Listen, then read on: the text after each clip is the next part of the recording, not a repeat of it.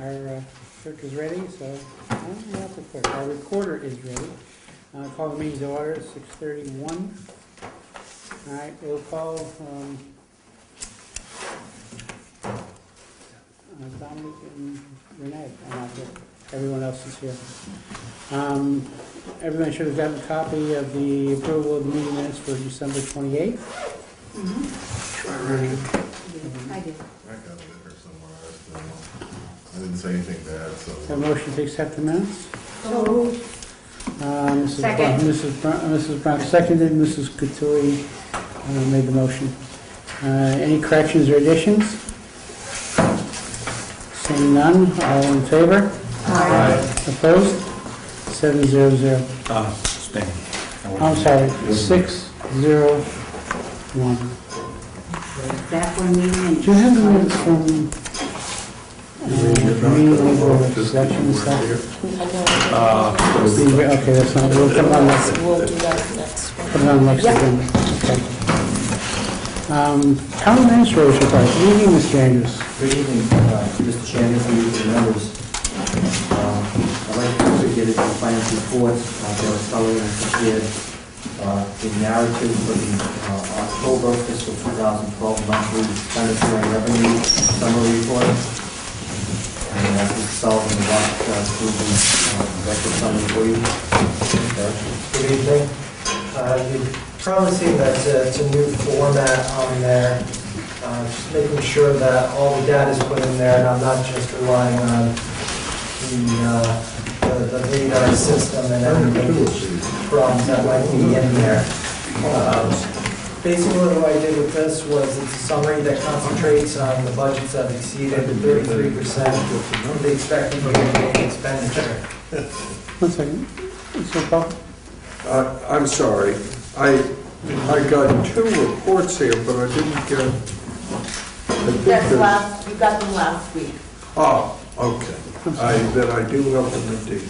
Okay, next up. I'm sorry. My apologies then. No, well, we couldn't hear you on the because of the camera. And Sorry.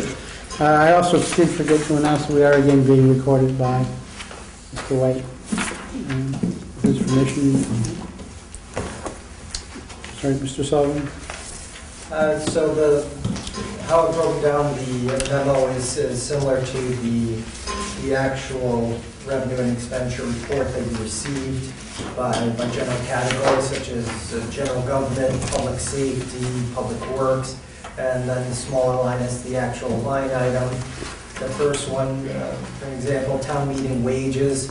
We had the annual town meeting, fall town meeting. The expenditures were right about 40%. Which means that if we have the spring town meeting, annual town meeting, we're still well within if we expend 40% there as well. So it's a pretty good test.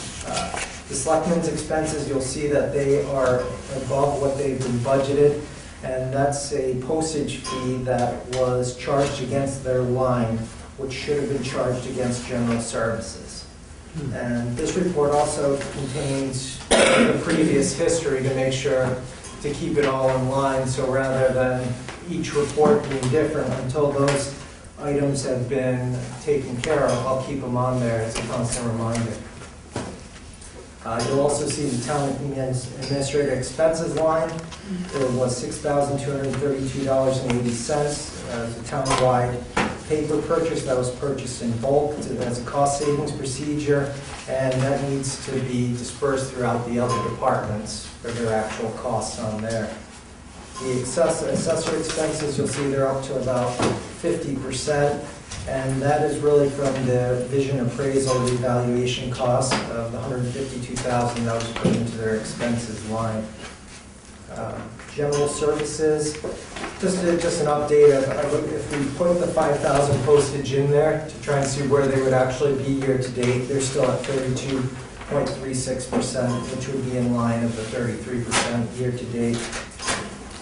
Legal services was charged $42,500, and that should have been charged against the FY12 article labeled reserved for collective bargaining settlements that was funded at $242,065. MIS data processing, The expenses are at 87.9%, including a large purchase order for a little over $80,000. We know that many of their costs are upfront, and their budget since September has only increased by 0.26%, meaning that, again, most of it was upfront costs. Can we ask questions now, or do we want to wait? Let them go through this first. Okay. The planning board expenses, their expenses are at 92.7% after closing out various projects, and my understanding is there should be nothing that will bring them over their allotted budget. In the public safety category, we'll go with the police salary. Their wages are at 38%. If we're at a year-to-date, it would be 33.3%. We do have a seasonal cost, but also a settlement was paid from their budget that should have been paid from the legal settlements line, and had been charged against the FY12 article labeled Reserve for Collective Bargaining Settlements. Their actual wages are at 33.21%.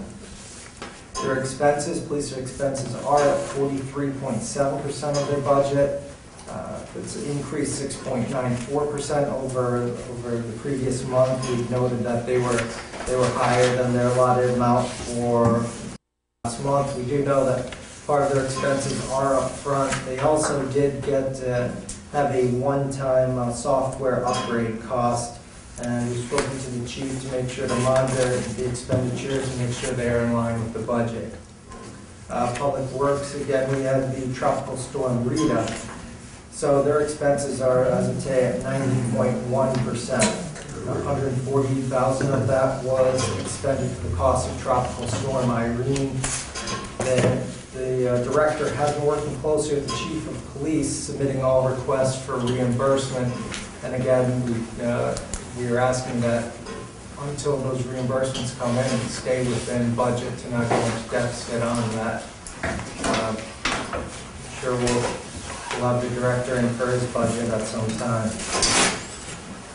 Culture and recreation, library expenses, you'll see again they're over the 33.3% mark. So the library expenses increased about 3.9% over the September expenses. And much of the library's expenses, again, were upfront costs such as annual equipment rentals and leases. And we can see now that they're not increasing too much each month. For the revenue budget, really on that one you'll see you do have a comparison to FY11 on there. Real estate's trending about 2% higher than the same period at FY11. Motor vehicle excise tax, that always traditionally lags, and I spoke to John Fott, the treasurer collector, on this, and most of the revenue is received in the third quarter. So that's when we would see they come in. Penalties and interest, this revenue is 22% higher than the same period in FY11. The fees are 13% higher than the same period in FY11, but it's mainly due to a decrease in the budgeted amount, bring that more in line with what we saw in FY11. Rentals are higher versus the same period FY11, but again, this is due to a lower budget. Licenses and permits are pretty much right in line with what we saw in FY11. Fines and forfeitures, this budget was increased for FY12, and although it's lagging, the FY11 benchmark is within the line for the year-to-date budget. Investment income, this is lower about $2,200, and I will ask the treasurer collector to see if we're receiving lower interest on that. That'll probably be right in line with what's happening there. Number 9, the miscellaneous recurring revenue. That's in line with the FY11 benchmark. Miscellaneous non-recurring revenue. This represents a transfer in pay for their revaluation, so it's $152,000, and retiree life insurance income that traditionally is about $2,000. The cherry sheet revenue, this is paid quarterly. We're in line at the 25% mark. We won't see the other income until the December revenue reports are out. Transfers in from other funds, you'll see $466,019, and that's a transfer from the Water Pollution Control Facility into their administrative fee.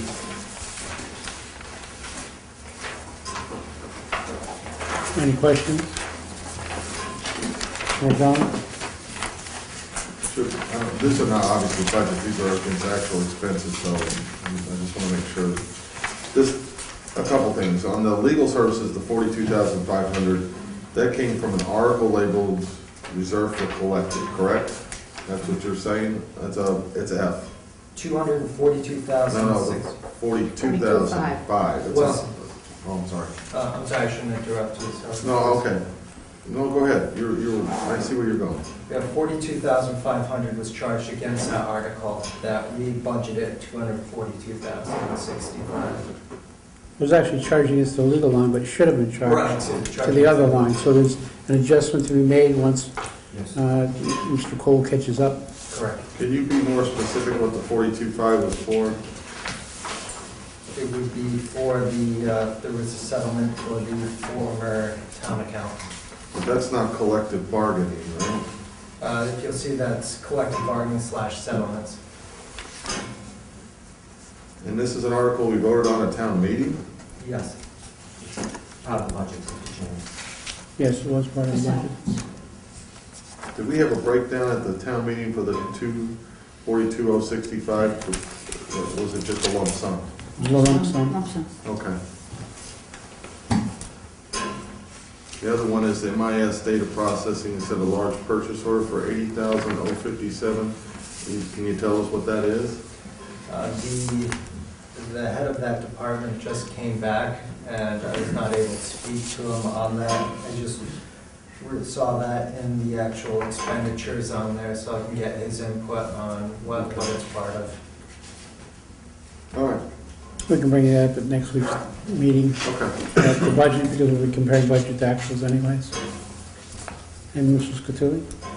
I just had one question that wasn't in the synopsis there, and that was the line item for non-net school spending is at 75.1%.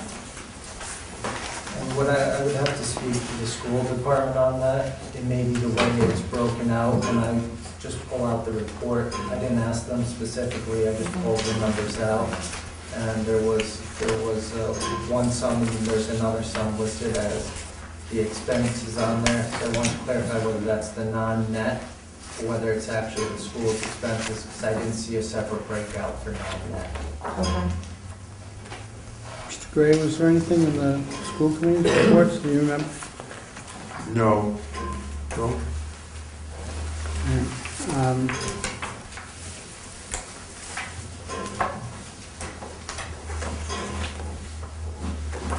Could you ask Hannah on that one, or would you like me to ask her? I'm not quite sure I see what figure you're... It is on page 4. The very bottom of page 4, under education, Gotcha. it says non-net school spending in year-to-date is 75.1%. Well, this isn't it because it does have 4 pages, so. I will ask the Could question. you ask her, maybe bring it up next week, just see what it was? Which one? Page 4. Of which report? This, did you get the new last week, weren't you? Yeah. These are the actuals. Oh, okay. We were looking at the wrong report over here. All Okay. set? And anything else, Mr. Andrews? Okay, Mr. Chairman, if I could, just in front of you, you should have, Derek's done a great job, once again, which is incentive disbursement of the local meals and the hotel motel option. And you can see that our trending is from verification from the state of Ontario by Derek. Our trending is going up a percentage too with regards to projections for actual collected for both for the meals and the hotel motel option selling. That's correct for the FY12 actuals. So it showed the Q1, which was August collection, and that was not a full quarter. It only represented August. It's our first year of acceptance, and it will be based off 10 months. So August, when we received the actual versus the DOR estimate, we were at 97.39% of their of their estimate, so we came in at roughly $1,150 short on that.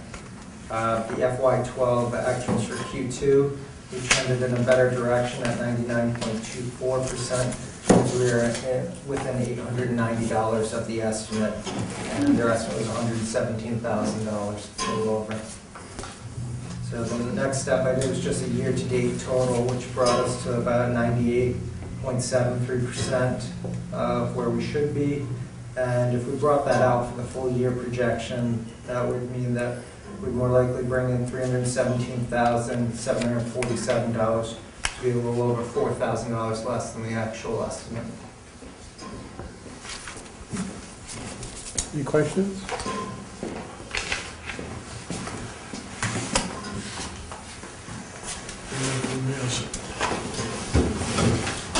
No questions? So, Mr. Chairman, it's good news on the legal tax, local hotel tax. If I can move on to item B, I want to inform the committee that working with the town accountant and Treasurer Foster and Director Miller, we have completed all of our filings with the state. The state is continuing, as you know, last week we should have all received confirmation that the tax rate has been set for the town.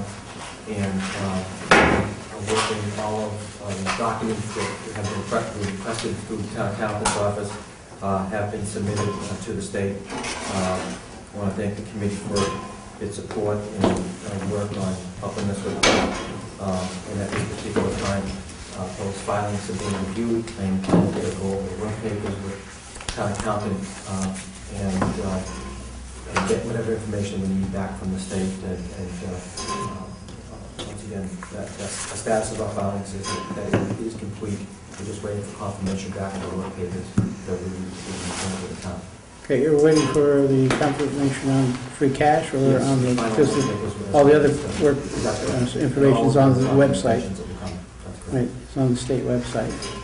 Anyone have any questions? We got Mr. Paulson? Have the tax bills gone out? Yes, they have, Mr. Paul. I got To you, one. Mr. Chairman.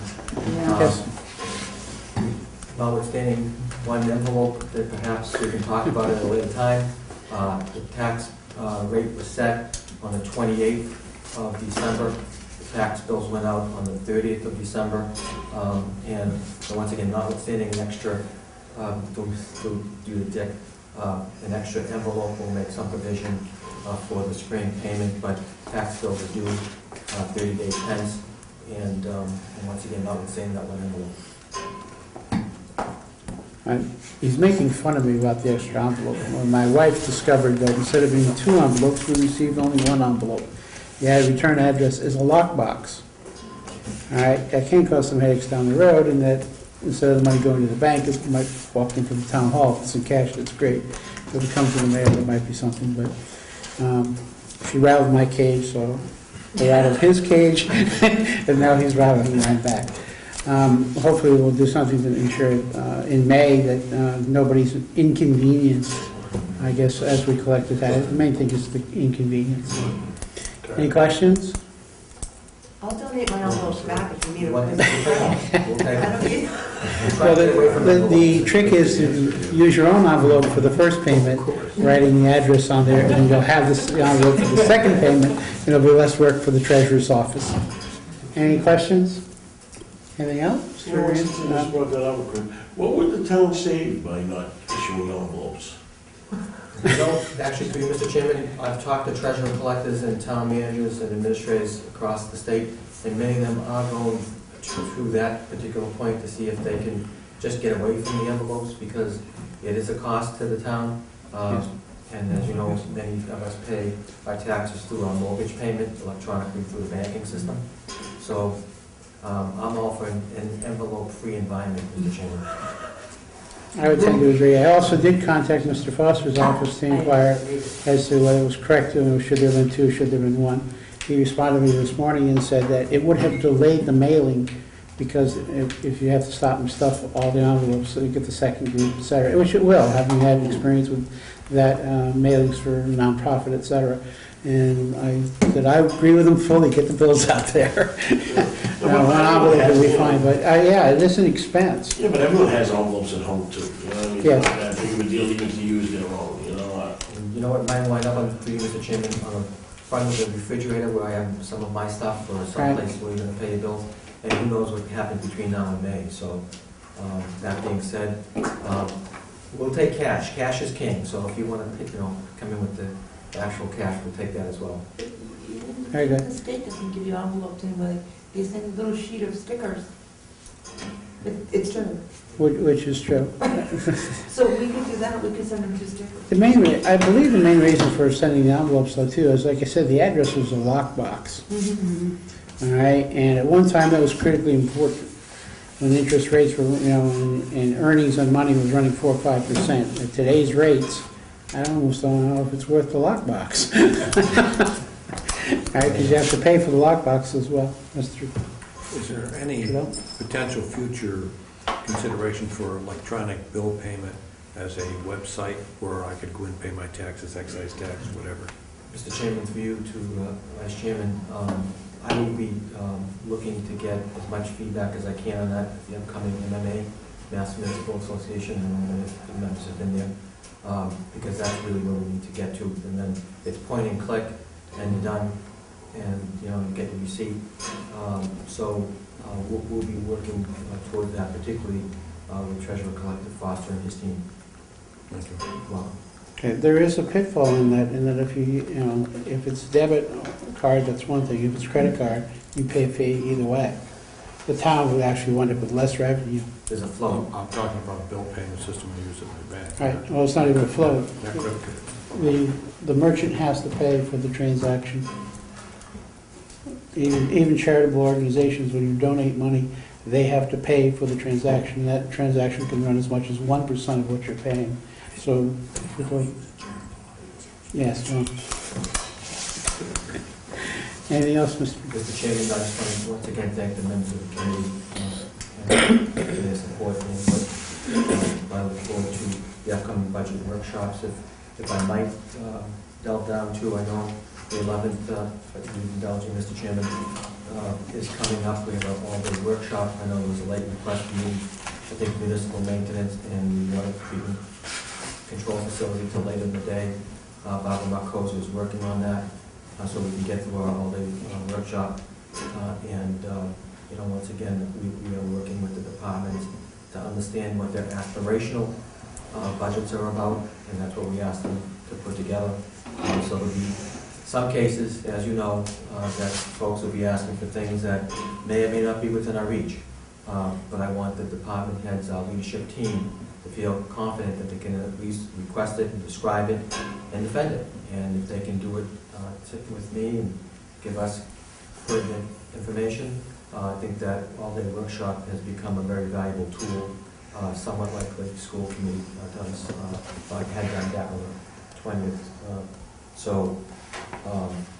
That has been set, and we've adjusted the format, and I look forward to that Wednesday session, and we'll get a final outline of the day to Kelly so she can get that to the members under your signature.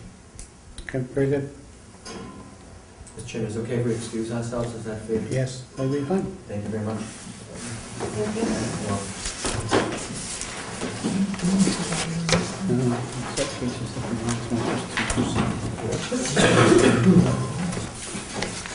I'll talk to you about something.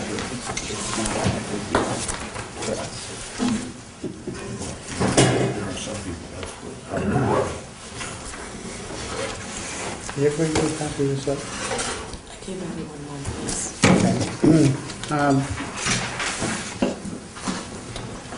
I'll deal with that on the new basis. As Mr. Reader said, the department head meeting is next week. We're going to meet from 9 to 4. The agenda has been posted.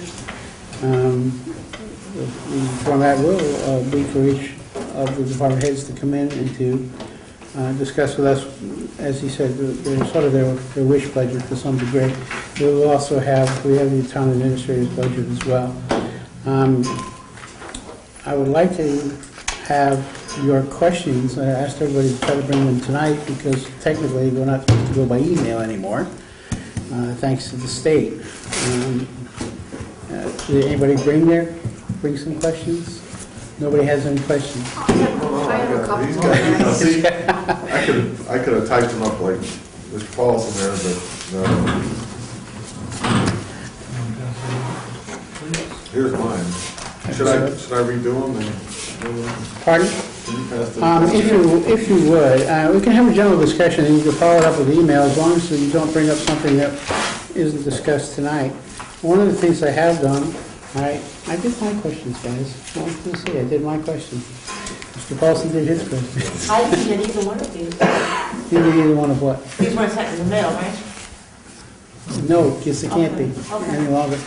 If we send them in the mail, it's a violation of the meeting law, so that's why I asked them to come back. What I have asked for, in what I've already sent to the town administrator, I did ask them that all wages be broken out to show the prior year. Wages, the contractual settlements, contractual or step increases for the current year, education or lane incentives, town overtime, vendor or detail overtime, or any other classification that would improve our understanding of the wage increases. All right, it seems to be, as we talked over time, it seems to be the one thing we continuously brought up is we didn't understand the overtime, we didn't understand why was it a 5 or 6% increase? It turned out it wasn't all 1 year or whatever. So each of the department heads is supposed to bring that information in. So, how would you like to go about discussing the budget tonight? I don't really want to discuss it. I thought we were going to wait till the department heads come and talk. Well, the question is, for those who haven't brought me any questions, how am I going to get them? Yeah.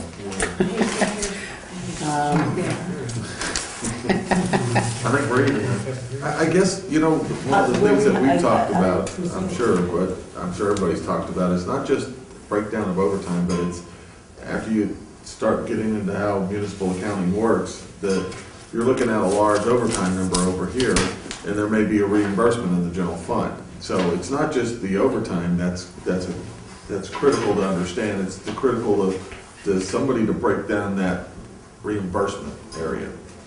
That's one of the things we discussed, Right. right? The first thing is to understand how much should we be being reimbursed. Right. And we're not even getting that right now. The reason why I've raised it is because if the Route 6 project does go through, there will be a substantial increase in overtime that would look like the town was paying it, when in fact it was being reimbursed by the state. All right, but it is, we should have known this a long time ago as well. Even now, there is overtime that is chargeable to the town, especially if municipal maintenance is doing work on the streets, et cetera. But anytime you drive by, you see an electric truck, a gas truck, or any kind of a utility truck, you see somebody putting a connection to the sewer, whatever this detail, that is paid for by the contractor, not paid by the town. However, when you look at our wage number, you think we paid it all. Exactly. All right, so I want to try to at least make sure that we have a clear understanding of that, especially not even this year, but going forward, because next cycle around, we're liable to be looking at a very large number. Well, if you throw that out on town meeting floor, a very large number without any sort of explanation for reimbursement, people don't like to see big numbers in general. So, Excuse me, Mr. Chairman. I think it should be made very clear, particularly on the police budget, when we look at the overtime amount, we should say, this is what we billed for overtime, this is what we received from the private sector for public details. Yes, this is also in line with the audit point that there was a disconnect that occurred where we weren't collecting from everyone. And I think part of the conversation will be, what are we doing about that as well? All right. Let me say one thing on the questions, all right? What we can do, all right, so if you didn't bring stuff tonight, some of your questions, please do not CC anyone. Just send me your questions on the town site. All right, send it to Heath at wareham.ma.us. All right, and I can compile them from there. If we're going to have a meaningful meeting with the department heads next Wednesday, I need them in the next 48 hours. All right, so that I can compile them, get them to the town administrator, and he can get them to the department heads so they're prepared to answer the questions. I did ask that nothing be submitted in writing at this point because the tendency when they put it in writing is nobody wants to talk about it, and I think we definitely want to discuss some of these items. well, I'm sorry, Mr. McDonald? No, let her go first. Mrs. Brown? Ladies, I would like to see, particularly with the inspectional services department, the harbor masters, and I'd like to see what the income from fees was last year and what, I'd like some sort of a comparison to see where we're going. And as far as we're being told that we're getting a lot more fees. I'd like to see that number. How have our fees increased? Be it the harbor master, be it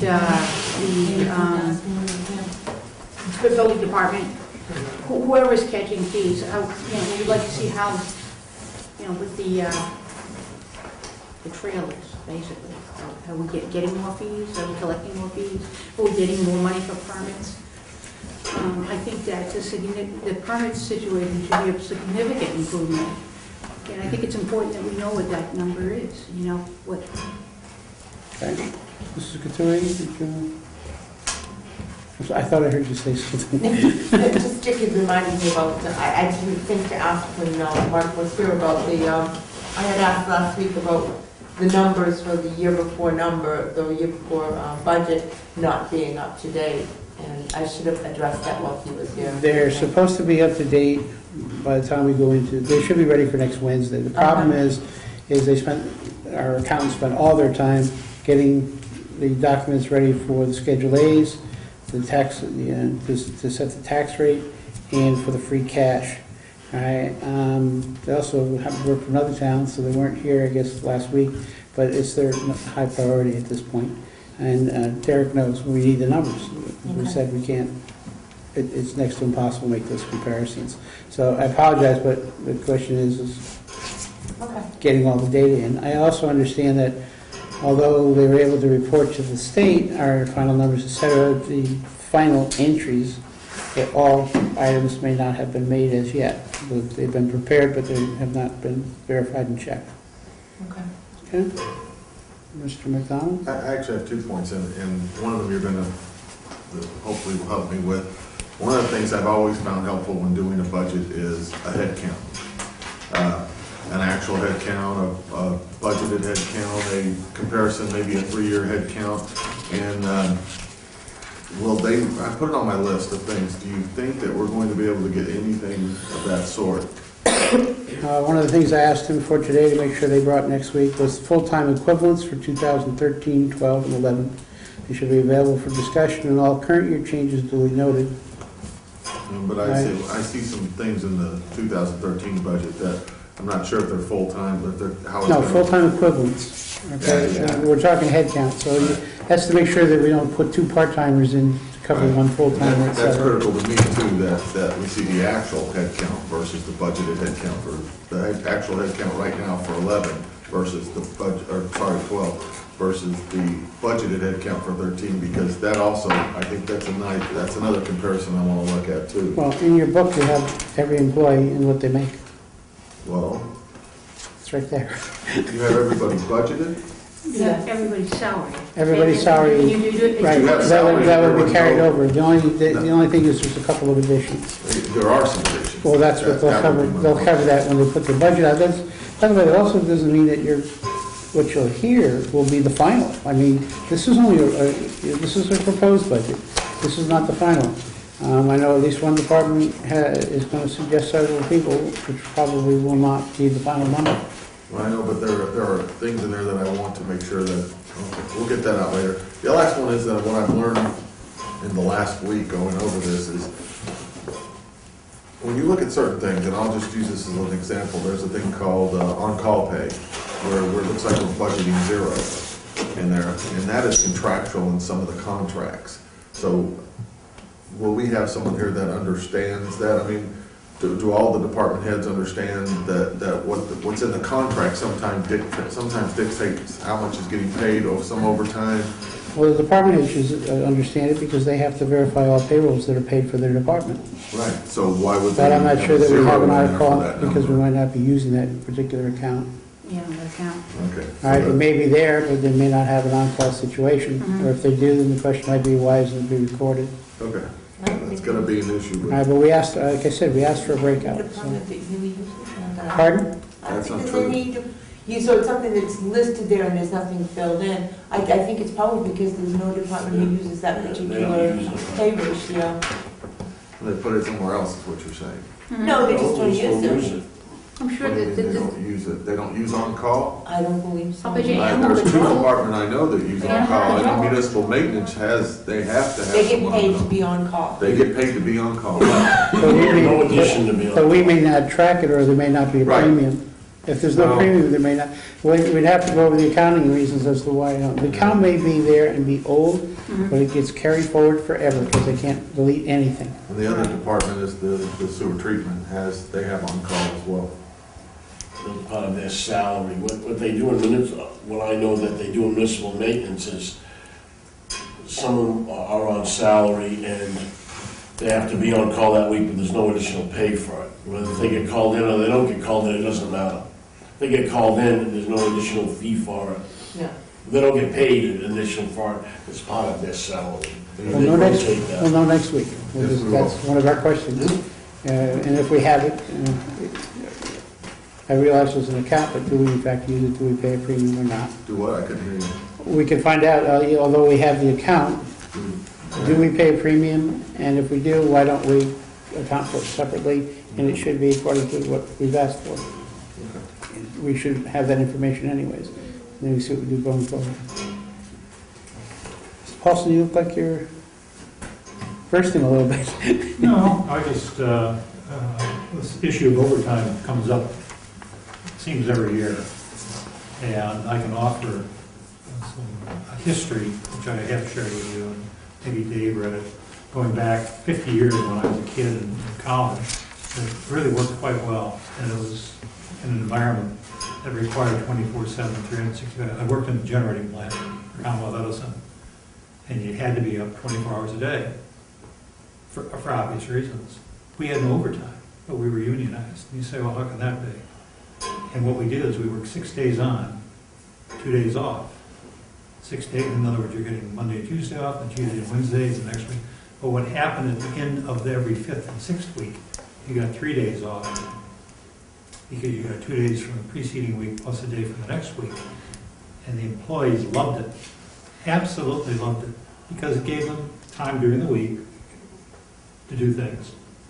It gave them 3-day weekends every fifth and sixth week, which they loved, and there was no overtime. And there was no violation of federal law, because you were going from 1 week to the other. You were working 40 hours in a week, but you were going from 1 week to the next. I would just offer it as a suggestion, as a thought. I don't, again, it was 50 years ago. I'm barely able to remember it, but that aside, but that aside, the laws may have changed.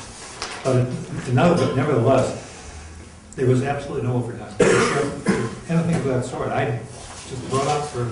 It's worth bringing up. There are still, I'm not very familiar with the particular laws of Massachusetts, but there are other states where I know companies work 4/10s and have 3 days off, and the employees love it. I also know that even in this state, in the evenings, when we were working on the highways, the shift was actually scheduled such, without a premium, that that's what it was.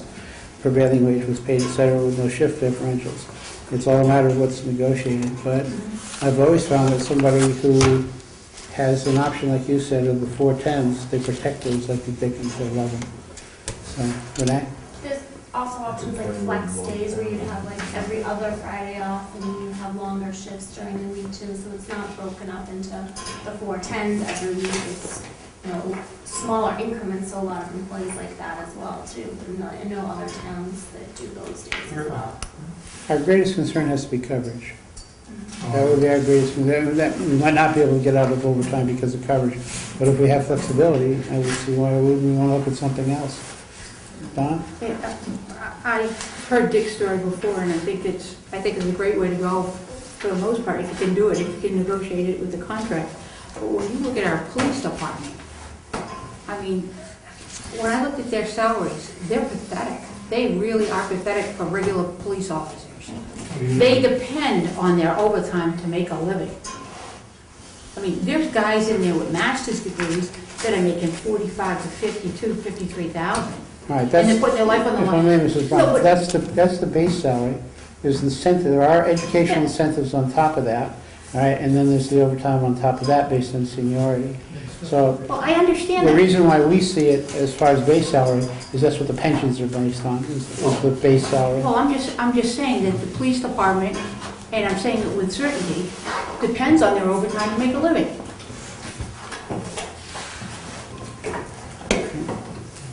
Mrs. Cattouli? I understand where Mrs. Bach is going there, I do understand that. But it became not just the police department, it became in many different departments, many Oh, yeah. companies, whatever. You were hired to do X amount of work, your time, and then you began to depend on overtime, so much overtime for this, so much overtime for that, to make your living. I understand it, but it's breaking everybody. It's breaking Sure cities is. and towns, it's breaking private industry, et cetera, et cetera. So there has to be a solution, and the unions have to give a little bit too. And whether it's some sort of way, I can remember speaking with the guys from EMS, and some of them were saying they're tired. They've been doing extra shifts they don't want to be doing, okay? And they were even willing with their union to hire extra guys, to hire new guys, and break down their own shifts, cut back their own shifts. So I think that there just has to be other ways, and I really think it's the department's head's responsibility to make those budgetary decisions. And if people lose hours or lose overtime, there's nothing they can do about it. They have to make those choices. Mr. Camerano? Through you to Don. No, I think, what you said, is all over, but, well, I think that you shouldn't weigh in so much as getting paid because I have a bachelor's or a master's. I don't think that should have anything to do. And whether it's a requirement of the job, fine, but I wouldn't pay anybody more because they have one. Why not? They invested the money. Well, that's Through the chair. the chair. The qualifications of the job, you hire for the job, but just, if that's a qualification for the job, that's fine. But if it isn't, I don't think it's worth it anymore, Mrs. in Brown? my opinion. I disagree. I think if you pay to get an education, and you take the initiative to get an education, that you should be compensated for it. Mr. McDonald? I just briefly want to weigh in, because you know how I feel about it, we've had that discussion before. But that's why they make educational incentives, and it does help you to be promotable. So you do get paid for it as you're promoted up into, you get more pay, obviously.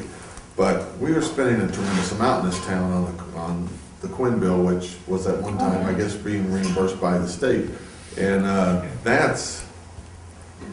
we seem to, people seem to be comfortable with that number, and it's huge. It's almost as much as, well, it's $100,000 off of overtime. And that's people getting paid extra money as well for that education. So, including people that we've had discussions before where, some members have said I pay him as much as he wants. Well, that's how they did it. So, my point being is that it can't be right for one and not right for another one. So if we're all in, education to me, if it helps you get promoted, that's how you get paid. But at some point in time, it isn't about education anymore. If you got two officers and one has a master's and one doesn't, and they're still both officers, I don't know if that. They're doing the same job. They're doing the same job. Mr. Trudell? Well, this is to you, to Mrs. Brown's comment.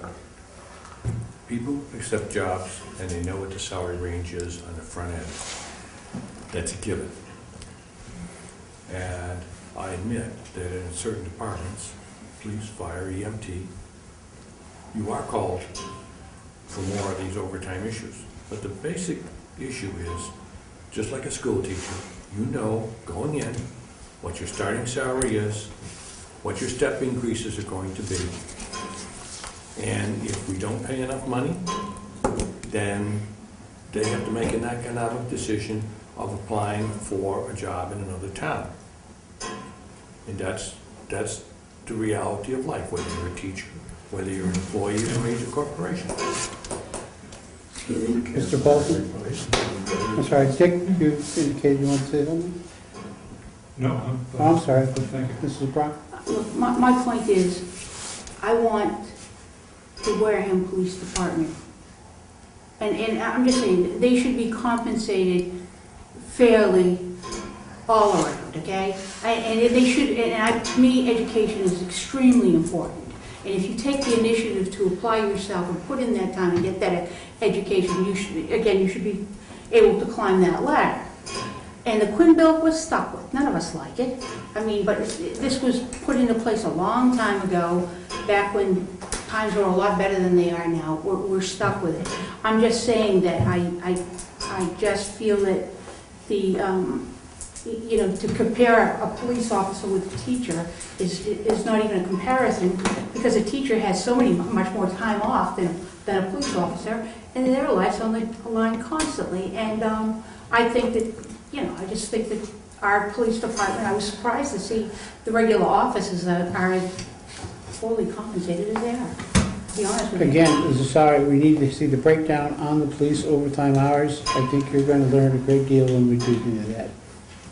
And I don't have, Mr. Chairman, just to clarify, I have nobody on the police department. No, In my family. but I'm also saying there are things I just want that to be clear about that. I'm not fighting anyone's battle. there are functions there's tasks that they have to complete that are outside of the regular scheduled hours, that are part of the job for which they are paid overtime. All right, you will hear some of those things as we go through. What are the pieces? Okay?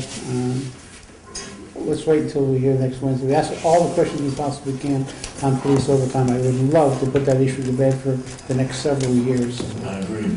Okay, so ask away. I scheduled the chief in the afternoon for a reason. I also put maintenance, municipal maintenance and water pollution control at the end of the day for a reason as well. I just have a dumb question, because I just had a thought that just went into my head as we were talking about Yes. this. Has there been any update as to the situation with the courthouse? Has there been any word as to whether that's going to close or it's not? No, my understanding is it's basically the legislature has no desire to close it Okay. because I believe I'll have to check on that for you. Okay. I've heard nothing. Yeah. I heard it was put on hold, either. and things get put on hold in the state of Massachusetts for It is years. Yes, but okay, so we can jump to get a bus for no reason. Right, Mr. Cameron. Two questions to answer yours. It was on the list to be closed, but I think they put them all on hold at the moment. Okay. There's none been shut down, they're all on hold. And then through you, Frank, this really doesn't have anything to do with this. I want to ask Dora a question for you. You believe that someone is smarter because they have a piece of paper that says they were master's degrees and when they were not? Do you believe that a person is smarter because he has that degree? That's not, I don't think that's... No, let me ask my own question. I think a person that takes the initiative and puts the time in to acquire an education, and I know I busted my butt to do it nice, you know what? More power to you. I believe that a person that gets an education and goes into a field, I don't want you doing my accounting for me. Are you a professional accountant? Are you a I'm not professional professional lawyer? anything. Okay, to the chair. Is someone smarter because of that Through degree? the chair, and there's also the... I'm looking over there. All right, now, the chair, the chair will just move outside. One of the things that's required in many professions is continuing education credits. You cannot hold your licenses, you cannot hold any credentials at all, your certifications or anything, without taking those. And I come from a profession where I was never paid a cent for continuing education credit. Neither was I. All right, so there's two ways to talk about it. It depends upon what the precedent has been, okay? And our current precedent is what we're living with. But there are occupations that feel very strongly that they too should receive additional funds for their education, but never receive such, other than the ability to be promoted, as Mr. McDonald has said. Mr. Paulson, did you want I to make a apologize comment? for bringing the subject up at all. We're just going to get a fist fight here pretty soon. I know, so I'm looking over there, I just, Very good. yeah. Mr. Gray's remaining very quiet over there. All right, so if you would, please, what I'm trying to do is to make sure that the meeting is very productive. This doesn't mean that we're only going to ask the questions that you send me. The expectation is the department heads will be prepared to answer those questions. Maybe they might not come up. I'm pretty sure they will all come up, all right, if you send them to me. But feel free next Wednesday to ask any question that comes to mind, but I want to make sure that they're prepared. I also would like to avoid the gotchas, all right? I mean, if something's really important, then everybody should know that it's going to come up for discussion, and we should aggressively address the issue, all right? With them understanding that we are going to address it, and they should come prepared to answer our questions.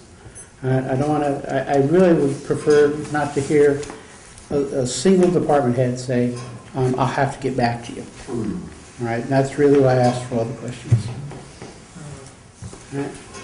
Anyone else have any questions about what we're doing next week with the department heads? I'll be a half day here. Okay. Is that- I also have reserved with the town administrator, as we always do, the right to call back any individual department head. Mr. Campino will not be there next week because of prior obligations. However, I'm tentatively scheduling him for the 25th to go over in detail. Mr. Gifford will answer whatever he can answer next week, and we do have almost a pretty complete P&L to look at. If nothing else, it'll give us a chance to discuss with him what we need to bring to Mr. Campino. Capital budget considerations. So I'll reemphasize to everyone, as you look at the current budget, the meals tax for the current year was broken out separately. Next year, that will be part of the state's unrestricted aid. However, we have a warrant article that was passed that is put a piece of legislation to the legislature. Once that's passed, we'll break it out separately for currently. When it goes to the general fund, that's why you're seeing capital items listed as expenditures. All right, we need to guarantee that that's all going to happen, or at least it's all properly recorded. If the legislation passes before town meeting, that adjustment will be made. There was also, I asked today about the $121,000 that came to the town that has not been put in the budget as yet. There was a suggestion by the state that it go for capital expenditures, none have been identified. We're waiting to hear from the capital planning committee any additional items that they might have recommended to the town administrator. The only items we have about 360 some odd thousand, which is quite negligible compared to what I'm hearing. Does not include any school buses, does not include any major equipment for municipal maintenance, does not include any capital repairs that need to be done. But again, it's all a matter of money. Mr. Brown? My question is, we're only seeing, short capital money being put on this budget, but it's what he wants, what the town administrator wants to see. He's not taking what the capital needs committee wants and putting it on there. Am I correct? That's correct. Okay, so how do we get, well, it's his budget, but I mean, how do we get things that are really important to everybody onto that budget? I would recommend it. Well, Mr. Trudell, you're our liaison. The reality is that if I revisited the fall town meeting, town administrator charged ahead without the concurrence or agreement of the financial, of the capital planning committee. We have been very careful to explain to him that going to town meeting would be nice to have finance committee, board of selectmen, capital planning, and a town administrator all on one sheet of music.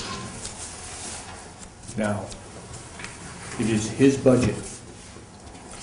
If he can't get capital planning on board, then there's no doubt that capital planning will issue a statement reflecting their priorities and their needs as they did last fall.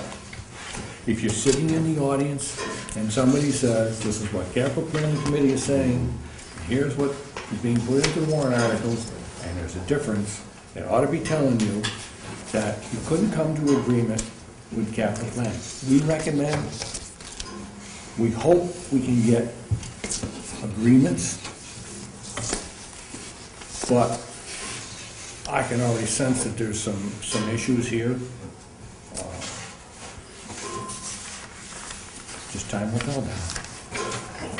Mr. Chairman, Yes, ma'am. can I suggest to Mr. Trudell and his committee that maybe we should be proactive and have an article with what we want to see approved by the town for capital needs, instead of getting ambushed at the last minute? Well, who do you mean by we? The capital, Dave's one of us, Mr. Chairman. Well, she's half us and half somebody else right now. He was ambushed at the town meeting. We didn't get to see what was gonna go in that. Everything was pulled off the block. Mr. Trudell? I can't answer to yesterday's capital planning meeting. I was in a neighboring state and therefore did not make the meeting that I intended to. Item for issue was the capital planning budget for Springtown meeting. When I asked the town administrator how it went, he said that they'd had a vigorous discussion. And he left it at that. I've not talked to Alan Slavin in the meantime. There is a strong feeling here, Donna, that some of the priorities are going to be difficult. It's the same issues if you can say if you want to advance the issue of leasing police vehicles. My sensing here on the Finance Committee is that there's some concerns in the number of vehicles we've leased and how many do we need to have on the road at any one given time per officer. My personal issue is I'm having awful problems with school buses. I don't know how I can go out and in good conscience say that I want to lease 7 or 8 cruisers and then I have a disaster facing us with school buses. Now, I can't get from school buses to the police department, all right? I can't get from capital planning to the school budget. But if you think it's not part of a discussion that has to be put out there in front of us, is what are the priorities for this town? And frankly, I had the privilege of going to the school committee's presentation. There was quite a, I saw Dick there, I saw Sam, Frank, myself. If I missed anybody, I'm sorry, Don came in.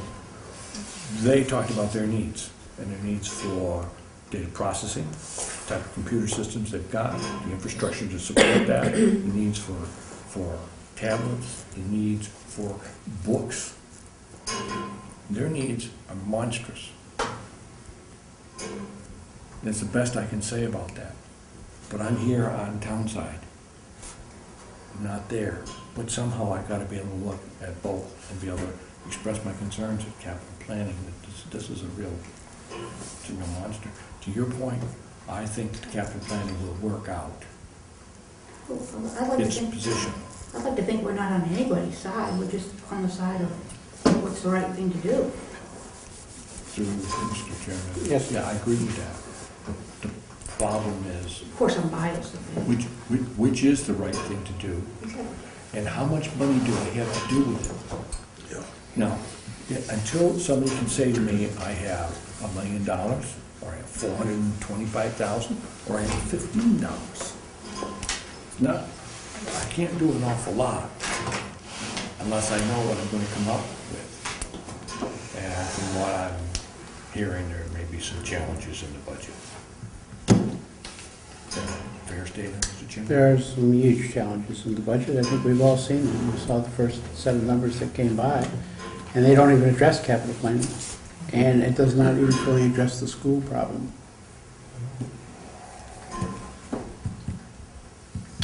How about Completed? police buses? Two things, Mr. Chairman. Could we get from capital planning what their top priority list was? Just for informational reasons? They are still compiling that. They've been working with the town administrator to try to get that. They have a 5-year, a listing for 5 years, right, which Mr. Trudell has put together. However, it has not been prioritized yet by the department heads and the town administrator. My other thing is, I mean, in his synopsis here, it's my word of the night, synopsis thing. I mean, he's just addressing the money in the ambulance, 100,000 for school, parking program, defibrillators, on-site backup, which, this is the first I've heard of on-site backup, mind you. But this is just the money for what's coming in from the meals tax. That's all, you know, I knew this was gonna happen. When we took that $380-something thousand and decided to earmark it. It's like, so that's what your budget's gonna be for the year. It's just a drop in the bucket. It's totally ridiculous. You know, it's not even, you need to look at. Which one of us would you like to welcome you aboard? First shot here. Welcome aboard. We said this at town meeting, but go ahead, Mr. Trudell. I think you and I were voting against this, but I know I voted against it because to me it was a big con job. You can't dedicate funds that come into the town, they go into the general fund. Therefore, you can sell this to the population that, well, we'll put it aside for capital planning. The reality is, it just drops into the bucket and is gone. So, the meal tax has absolutely nothing to do with the capital planning budget. Oh, boy. That's basically my question. I mean, are you telling me that what capital planning feels is the real priorities at this point are things above and beyond this? That $386,000 isn't even gonna begin to deal with? Correct. That would be a correct Mr. statement. McDonald? That's correct. So am I up now? Yes, we're Because I don't want to sort interrupt anybody. You're 100% correct. It does not deal with the issue. The reason that you have people clamoring to put $300 and something thousand into capital is because we don't put any money into capital. And anything we can get, we're gonna take.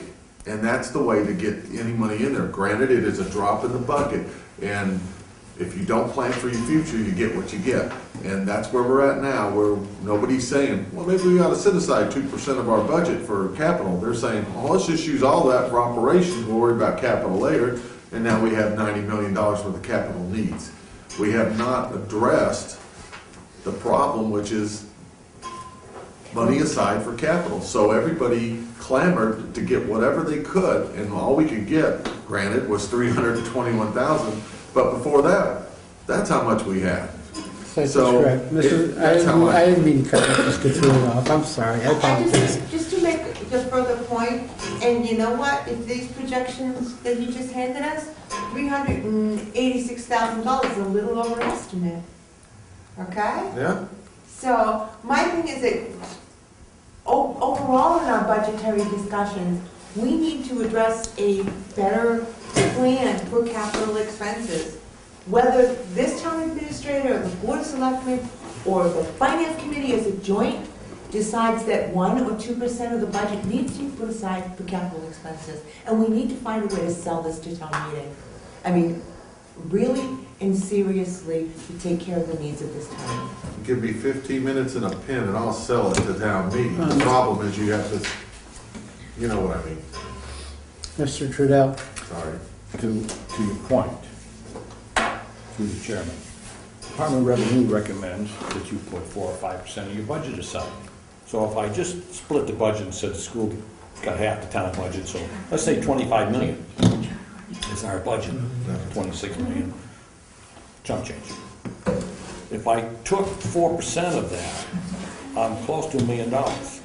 All I want you to do is to sit there and lop out a simple $1 million and insert capital plan, $1 million.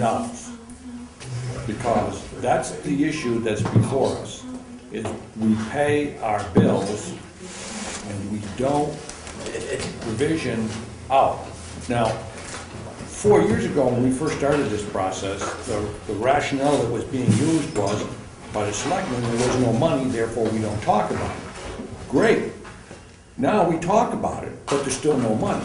But at least we're having a conversation of the critical needs that the town's facing.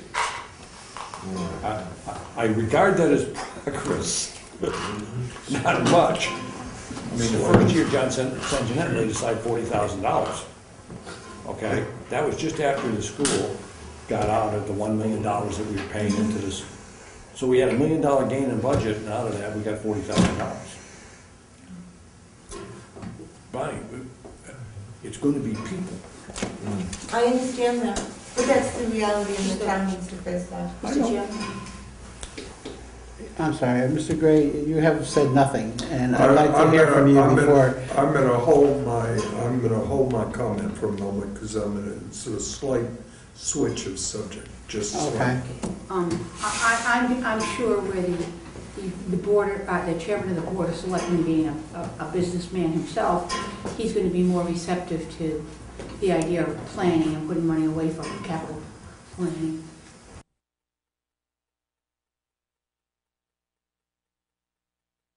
The last experience with the charter change, I would understand their reluctance. Mr. Gray? You know, there's no question that we need funds for capital improvements and capital additions, but it's dodging the major question. And the major question, again, is we don't have the money. And there's only two approaches to that. One is that you really do some drastic cuts in order to get the funds from that. And that means bodies, and a good number of bodies. And I think that's going to be a tough process. The other one, of course, is to raise revenue. And by an override or some other method of getting it. And that has not met with a lot of enthusiasm in the past, and I think it's going to be a hard sell in the future. Maybe it can be done, but boy, I'll tell you, it's going to be a hard sell. I think we can talk about ways of getting the money, but until we really look and say, look, great, we're going to take 4%, but what does that mean? That means you're going to cut that equivalent out of your operating budget. And how are you going to do that? And I think really, in order to move forward, if that's what you want to do, you've got to consider that. I would remind everyone, if I may, Mr. Chair, first, I would remind everyone that unemployment benefits for municipal employees does not work like it does in business. All right? It is a direct charge to the town. And we currently, under federal law, are extended out for 2 years. So any cuts that we made in the hopes of saving enough money, all right, the majority of that cut would go to be paying unemployment. And that's another problem. Where do we get that kind of money out of our expenses? Because cutting the personnel is a long-term road to get the money available to us. And that's where the money is. Mr. Driddell, I'm sorry. To Mr. Gray's, through you, to Mr. Gray. Every place that I've ever worked at, all my budget says if I don't pay myself first, I'll waste it on things like utilities, oil, taxes, gasoline in my car. So if I wanted to save anything, I paid myself first. And when I got to the point where I couldn't meet my budget needs because I was saving for my retirement in huge numbers for me, then I had to take some of that. But I've always operated on the assumption that you pay yourself first. The town has to decide. Does it want to put aside money every year, capital improvements, and how much? And if you put that in the front end of your budget, to his point on unemployment, the only thing left then is to see what you can do on expenses. Town administrator last year went after the healthcare trust. This year he's trying to sell some uncollected tax debt off. But nowhere have we seen it come down to massive cuts, massive chops. So at this point, we're still unwilling to address the issue. Exactly. Mm-hmm. Although, let's keep in mind that the school department did make cuts. Yes, They just kept it quiet. They just kept it to themselves. But there were a number of positions that either weren't filled or cut. All right, and I know particularly one of the big discussions that was held recently in one of the school committee meetings was a complete department was cut out of the middle school. Mr. Paulson? Yeah. Coming back to another issue that has been near and dear to my heart, and the Health Trust brings it to mind. This Gatsby 45 is in the latest audit, it's an $89 million liability to this town. You work that out per person, the town of 20,000 people, that's roughly $4,000 per person. A lot of money, we're not recognizing it at all, and we're dealing with it, quite frankly, much the same way we're dealing with a capital item. We're avoiding it. Exactly. And it's there, it's a liability that's growing. Our paid claims last year for insurance, for health insurance, were up to about $7 million versus, say, $6.3 million the year before, as my memory serves me. That's just a harbinger of what might be coming. We are paying for it. We're doing it on paying for it now. I personally think that the Gatsby 45, the $89 million liability we have, is the biggest problem we face, because it has to be paid. And our employees are getting older, more of them will be retiring, medical costs are going up, and that $89 million is up from 3 years ago from about $87 million. So it's not only a big number, it's a big number that's growing. And we really haven't discussed it in this committee, but I think we should start to really, and this is my personal opinion, think about it and start to give some thought to funding that. And we're allowed to do it under the Gatsby rules. But again, you've got the problem. Got to get the money for it, takes away from something else. I understand that. The town has to fund it. We can recommend that they fund it, but they make the final decision. Well, but not very many people. Not the administration, the actual town meeting makes the final decision. I don't think many people understand, and I'm not so sure that the Board of Selectmen understand the gravity of this. This is a very, very serious issue facing this town. All towns, I will say that too, Mr. All Trudell. Yes. All towns, all towns across the country. To you too, Mr. Paulson, is a kind of comment question. You know, on a county retirement system, the attitude is this will eventually take care of itself after a few good years. They'll be back on an even keel, so now we're out to 2030. But it doesn't seem, at least there's something in place, Dick, for county retirement. I'm seeing $0 being laid aside for this 89, and help me. My impression is, at least there's some hope on the pension side, maybe awful long term, but there's no hope on the healthcare side, from where I'm seeing it, because I don't see any funding mechanism already in place. Is the state doing anything to look at this problem? Mr. Paulson, you can answer Under the rules, and within the state, there may be 10% of the towns have set up healthcare trusts specifically for this. We're allowed to do it. They are allowed to do it. We could do it and then start to fund it. And in doing that, there's a benefit to it because you can impute an interest rate to the funds that are going into the healthcare trust. Once it goes in, it cannot come out. It can't be used for anything else. It must be used for that purpose. But in the final analysis, from an actuarial standpoint, as I understand it, you come out ahead because you can impute some interest to the monies you're putting away. And so, yes, it could be done, but you run into the problem that I alluded to, and that is... You have to take the money from somewhere else. But it has to be recognized. The selectmen have to start to deal with this as an issue, at least in my opinion. And they have the liaison here, the chairman is here, and I really feel very strongly about this. And I think we all should. Mr. Camerano? Frank, through you to Dick, when does that money actually become due? It's becoming, you mean the $89 million? Yes. It's coming due now if in fact, the paid claims, as I said, amount up to $7 million from $6.4 million, we're on a pay-as-you-go system for our retirees. Right. And for our actives, but for our retirees. And I have no idea how much of the money that we're paying right now is going to pay claims for people who have retired from Wareham.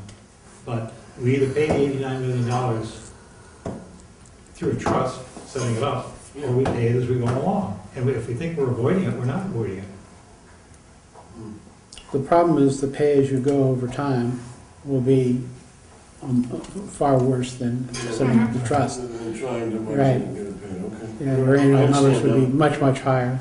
It's like a savings, the trust becomes a savings account. Right.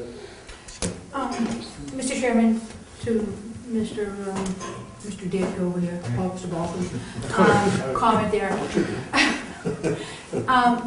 What about would it behoove the FinCom to suggest a meeting where Mr. Paulson is so well versed on it, he's been talking about it for years, and I agree with him, but I don't understand it as well as he does. Maybe it would be we could approach the Board of Selectmen and sit down and have a discussion and explain where we're going and how are we going to get there, and maybe we can help the Board of Selectmen understand the sense of urgency that Mr. Paulson and some of us see as well. It couldn't hurt, in my opinion, to approach the board and ask them. Mr. Chairman?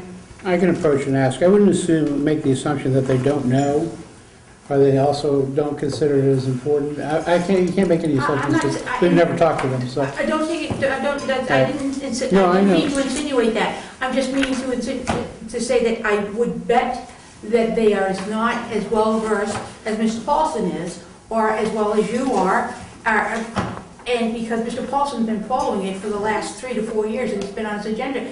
And if he speaks, sometimes when he speaks on it, I always pick up something new and different and go back and look at it too. And we all can't be experts, we're all volunteers, and we're all, why not? I will discuss with the chairman of the Board of Selectmen if they wish to have any form of a workshop together where we can sit and talk about some of these issues. Mrs. Cattouli? That would be a wonderful little television program That's enough. Turn the camera off. for Mr. White and Mrs. Paulson. The Gatsby 45 workshop featuring the FinCom. Thank you. Thank you for your suggestion. I'm serious. Thank you for your I'm suggestion. serious too. I know, we all are. We're very Just serious. noticed when that came up, Walter ran. He did, he put it up his You want to get out of here so fast. Any other comments? Mr. Gray? I'd like to start wrapping this up. It's hard for me to leave the subject of capital budget without at least mentioning the school buses, and I wonder if, I realize that the letter is only dated yesterday, but I wondered if there had been any response formally or informally to your letter. Mr. Gray is referring to a letter that everyone should have, that he, with Mr. Paulson's help, drafted a copy and sent it to me so I could rewrite it. I think that was their opinion. I think your opinion was that But saying generally the same. I said exactly the same as I said. I formalized, really, it was extremely helpful, and really addressed the issues. I just formalized it, and, I would encourage members to do these types of writings, and I'll formalize them for you. I'll put all the Board of Selectmen and FinCom and all those references in that have to be put in there. If you all take a couple of minutes to read the letter, this is the letter we asked. I'm not going to read it into the record, as I have in the past. I think it's very good, and I think it addressed all of the discussions that we had that evening. I think it really gave the feeling of everybody there. I think it was important that the letter came from the committee. It was. Yeah. Did you get any response formally or informally on that in the day? No. Just got it. Just was curious. Just was curious. To me, when we're talking about capital budget, et cetera, that has to be one, if not the major item, it's got to be very close there. That's not to say that there's not discussions going on, it's just nobody has approached me on the issue. After the last attempt, I pretty much have said, FinCom will see you when the numbers arrive. Unless something's put together where you ask us to, what the letter says, okay? And I think we've clearly defined our position. We have made attempts in the past, and we tried this time, and it just puts us in a very poor position because we have no authority to do anything. Any other comments on the letter? Any other liaison reports? Anyone have anything? I got a little bit, maybe. Yes. I think probably, well, I guess at the meeting, the capital planning meeting, there was some headway, there was a lot of confusion with the library on how they should proceed and were they proceeding properly, but I think that a conversation was had between the chairman of the library and the chairman of the capital planning committee, and I think that everybody is now in agreement, because it was certainly an issue that they may come back to town meeting with that had they not felt comfortable that they were in the process and moving in the right direction. They just never, there seemed to be some confusion, and now they're moving in the right path, so Mark Gifford is, Mr. Gifford's involved, Mr. Andrews involved, Alan's involved, or excuse me, the capital planning committee. So I was at the committee meeting in the general, and Mr. Gifford was at the meeting as well. Right.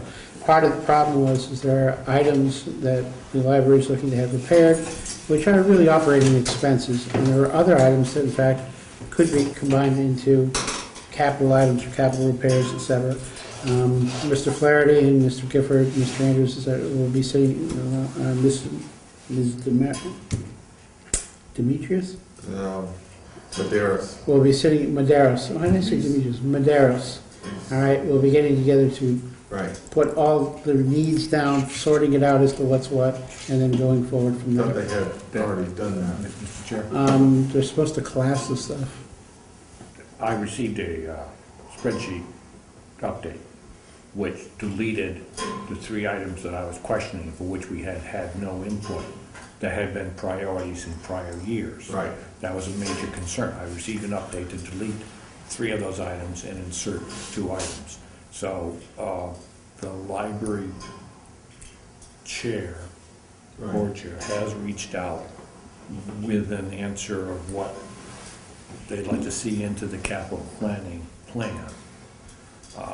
So the documents that you've got do not yet at this point reflect that. Right. All right, and there was still also some items that they were looking to have done that they thought might be capital, they maybe had to do with the building, but it's not big enough to fall into the realm of capital. Some of it didn't, and some of it did, and there was, and that was the discussion. But I just wanted to say that I think the library board, based on the emails and brief conversations, that they feel very comfortable that they are in the process now and it's going in the right direction, as opposed to pulling out and writing another article for town meeting. So. All right, we're all set.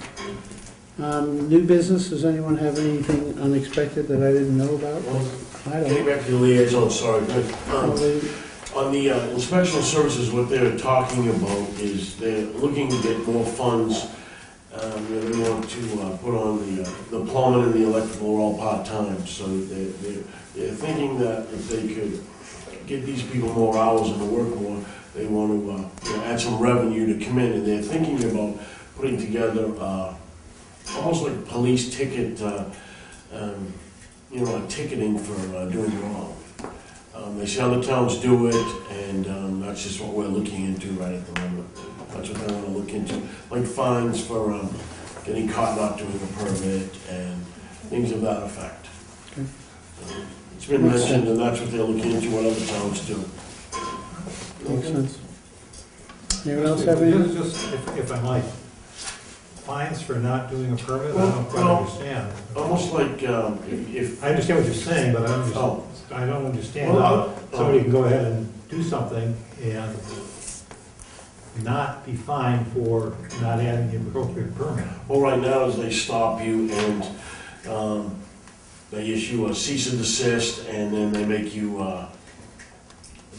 sometimes they make you pay a double fee for the permit, or they just make you stop you and make you get a permit. But now they can make you get the permit and also fine you $100 or fine you for doing wrong. And other towns have a system like that in place, Dick. They pay double. They pay double for the building permit. Sometimes they make them, yeah. They pay double for and a fine. Well, I'm surprised that we don't have a system. Well, there is a little bit double, like Donna said, double fees, but it's not really being enforced too much, yeah. So they almost want to be able to enforce it more because they want to get some revenue, because I guess the plumbing inspector and the electrical inspector are only part-time, and I guess they're really backlogged. And so they're looking to, if they want to increase these salaries and that type of thing, I told them, try to figure out some way to get money in if you want to get money out. Then you also need someone out there, like Well- inspecting when. Well, the inspectors themselves, that could be part of their job also. Controlling. Yeah. We only had 25. Please, let's stay orderly. We had Mrs. Frank. Yeah, understand also, the other side can't hear, and the camera Okay, can't hear you when I'm you start sorry. talking Mr. about Chairman, yourself. Dominic, it's my understanding we only had 25 new buildings last year. So I know what you're saying about the part-time people, but I gotta say one thing, those two guys in the building department, they're catching people left and right, and they seem to be doing a heck of a good job. From what I see, they're bringing more money in, and things are going according to code. I don't think there's any criticism of the job that they're doing. I think they've recognized themselves there's more opportunity. Exactly. There's more things Oh, happening in the yes, town that they're absolutely, and they're unemployed. generating, but, the full-time, like, plumbing and electrical. Well, maybe not full-time, but they want to do more, so they want to get more revenue in to be able to do more. If they come to you and ask for something, they can also say that they're brought in, they're going to bring in more revenue, so it'll be easier to spend more. That's their attitude anyways. Okay. Any other liaisons? Items, meeting dates, okay? Obviously, next Wednesday, we're gonna meet during the day. And it was, We'll meet with where's the that department meeting heads. during the day gonna be here? Or- No, it will be in the cafeteria. That's Oh, right. okay. Now, you originally said 8:30. Yeah, you and did. then when you came in, Now, you you said said 9. What was? Coffee what's break something in the you morning noticed? before you It's start. 9 o'clock? It's 9 o'clock. It's 9 o'clock. It's 9 o'clock. It's 9 o'clock. I said I had to check on it. It said 9 o'clock. Pardon? Yes, he typically buys lunch. However, he will pass the hat for donations. It's 9 o'clock in the cafeteria. Right, we will have no meeting that evening. All right, we'll try to finish everything. I don't know that there'll be anything I will put on the agenda, possibility of any new items in case something does come up. The following week, the 18th, is the meeting with the Board of Selectmen and the school committee. That's held at the junior high school auditorium, Middle school? and that's middle school. It's a We public call it hearing, junior right? high. It's a public hearing, all right, and I believe it's scheduled for 7 p.m. Oh, it's 7 o'clock. It's at 7 p.m., I don't have 5 o'clock. all right? No, You gotta be there early. well, there was a suggestion in some other meetings, Okay. all right? I encourage everyone to attend. I anticipate there'll be a fairly substantial turnout this time. And then on the 25th, What did you say, that was the 23rd? no, that was the 18th. 18th. Oh, okay, because the 23rd, there's another meeting. As usual, remember, as I said, I have a tendency to go back and quote the charter, et cetera. Charter says we're supposed to get the budget on the 15th, and I'm supposed to forthwith schedule a meeting within 14 days, all right, for a hearing, a public hearing on the proposed budget. Obviously, we couldn't do that because we didn't have final numbers, the budget, there was a lot of reasons that the accounting department couldn't get us some of the information in time. So we've been postponed. Basically, I've scheduled a public hearing for the 25th, all right, to discuss the proposed budget. That's the reason why a lot of the conversations go on tonight. We were not so much formalized in these discussions, but these are all subjects that need to come to the floor that night. Okay, if we have, provided we have public there. It is a public hearing. We have to make the town aware of what the problem is. There's a severe revenue problem. There's no ifs, ands, or buts about it. And I think by the time we finish with the department meetings, I'm not sure, Mr. White, will you be recording the department meetings? All right, by the time the department head meetings is done, and by the time the school hearing is done, all right, I think we'll have a good deal of people interested in what we have to say on the 25th. And we'll need to get the message out there. So it's going to be at 6:30 here? It will be 6:30 here, yes. And it is a public hearing. That will not replace the normal public hearing we have at the end of the budget cycle. All right, what I am doing is following the charter, and I think it's a great time for us to put out an invitation to everybody throughout the entire deliberation, budget deliberation process. People need to hear what we're talking about. Mr. McDonald, you have a... What's my meeting with the school over That is for the selection committee for there? Right, when is that? the master plan, space plan. That's on the 23rd, I think it's 6:30. So it's actually before. It's before our meeting, yes. Yeah. That's a matter of, they have put out an RFQ to several companies, and what they're doing is they're looking to select which company will do the study. And that's a preliminary to a much larger study, which we've talked about buses and everything, but if that study goes through, the state says, bless you, and we're willing to put the grant money up for another school, We got that. all right, then the next thing we get hit with is a $500,000 study that has to be done before we can progress any further for renovation or new Yeah. construction. So I'll be late probably for this meeting if that one's at 6:30. That's on the 23rd. The This will be on the 23rd. 25th. One's, Sorry, 25th. this Well, I one's could the still be 23rd. late because it might go on that long. That's why. Where's that meeting at, is what I'm asking. That was the last one. The 23rd meeting? Yeah, the 23rd. I know where the other one is. You'll have to contact the superintendent's office. See, all he asked me for was, could somebody be it on the 23rd and one subsequent Monday? He gave no other All right. you know, instructions as to where it would be. Double secret location. Right. Mr. Cameron? It'll be posted. Frank, on Wednesday's meeting at 9 o'clock, is there a list or an order of department heads that's gonna be done? Because I don't know if I can make it all day, but there are some important heads that I'd like to be available to be there for. The agenda has tentative times for all department heads on it. Yep. Is it out yet already? I'll send it to you, email. I'll pick it up. Or just give it to me and I'll write it. Okay. All right, when is it available? I can email it tomorrow. It's already been posted. It's already been posted. Is it on the billboard outside? I don't know if they put it up yet. All right, if not, I'll come by tomorrow. Yeah. then. All right, thank you. Yeah. I'll certainly use one by email. That'd be nice. All right, one last item, please. There's been some confusion in town hall as well. It's town business, it's an email, put it on the town site. I don't think we have anything to hide, all right? If you want to put something, you know, a lot of stuff, if it's one-to-one, et cetera, it's not a problem. But please, let's use the town website. It becomes our permanent record, all right? It becomes the permanent record if anybody does happen to come up against it. Just have to understand that somebody could possibly see it. But it is the safest method for us and the legal method for us to communicate. This is Cthulhu. By the way, we will be removing the private addresses off the town site. Yes.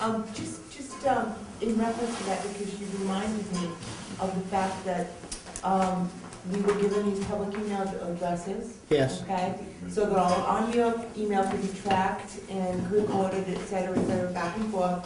However, I was pretty shocked to receive a mass email from Mr. O'Grady. Okay, Well, anybody can address us through that address. I understand that. But, you know, I kind of got away from the private email because it was being overloaded with that sort of thing. I just hope that he doesn't get into this thing of constantly sending us his opinion every 5 minutes and that nobody falls into the trap of responding to him. Because as soon as we respond to him, then once again it becomes a discussion. Yes, that is correct. The other side too is if we find somebody is abusing that method, we can also ask the spam filter to be put on. All right, and we can always, you know, if we have to, we have a FinCom site as well. If you receive an email from someone unsolicited, you can forward it to the FinCom site and just respond to them to use that address in the future, please. That you do not respond to any personal. Yes. And what happens then is Mr. Bell sees it, if it's for the committee and it's important, it'll come to us. Yeah, and I think every public citizen's got the right to send an email to us where we are a board. But as you said, I mean, you can choose to get in a discussion about it, or you can choose not to get in a discussion about it. And you know, a lot of people have good, valid points. And I think they have the right to comment to us. They can comment, but based on our prior discussions as well, I would assume that none of us would respond because we wish to speak with one voice. If there is a response, then I'll put it back through the chair. That's kind of what I was afraid of, is that him entertaining that it would just start this whole back and forth again, and I didn't want to do that. If it's worth, we can discuss it, and I can respond through the chair. I will not respond directly, by the way, just because I see it, I won't respond. When somebody sends me an email to the effect looking for some information, my general response is that the finance committee speaks through the chair, and that would be best to contact him. And then I CC him a copy of that, so that he is aware of what I'm sending out, because I'm also directing traffic in his direction. I don't want him to be blindsided. But that's generally my response is, for the finance committee, the chair speaks for us all. Leave it right there. He gets a copy. Now, if a citizen has a strong enough opinion, I'd ask them to come to citizen participation. We have it all the time. We'd be more than glad to have them come and state their case to the entire committee. I was just Renee? going to say that I just think that's a really good approach, because if they are requesting specific information, it could be like a public records request that we have to respond to them. You know, if he's asked, I don't know what the specific email that you're saying. He was just making a comment, but if he's saying, ends up sending an email and he ends up requesting specific things and we just ignore it, then we could get in trouble for not providing like public records that we were supposed to, which is why I'm saying that is a really good. All right, let me address that as well then, all right? All our records have people who are responsible for the record keeping. All right, our minutes are through the town clerk. Our emails are basically through our MIS department, et cetera. There are keepers of the records, all right? And our job is to make sure that the keepers of the records are aware that we have received a request. We are not responsible to respond. Right, but if we ignored it and we... Right, no, I agree with you, but I'm saying people should, if this will be broadcast as well. If you make a request to me and it happens to be our minutes, I'm going to refer you to the town clerk. I think we are one of the promptest committees and boards for filing minutes. Right, like every meeting we have prior, all right, and many times, at times if we feel a document is critically important, we actually scan it into the minutes. It's available on the town website as well. All right, in some cases, they're not our documents. So generally what I'll do is I will refer them to the school committee, if it belongs to the school committee, to the town clerk, if that's where the final record's kept or whatever. Our minutes do not have to, by state law, contain documents. All right, it is recommended, but it also can be merely a listing of the documents. All right, and then people can go to the record keeper and get those documents. Very cautious on that. I'm very cautious. But main thing, go to the record keeper. Motion? Motion to adjourn? I have a motion to adjourn. Mrs. Bronk, I'm surprised she beat you to it. I know, it's pretty good. All those in favor? All those in favor? Aye. Opposed? Hey, yeah, you just sit here all night by yourself.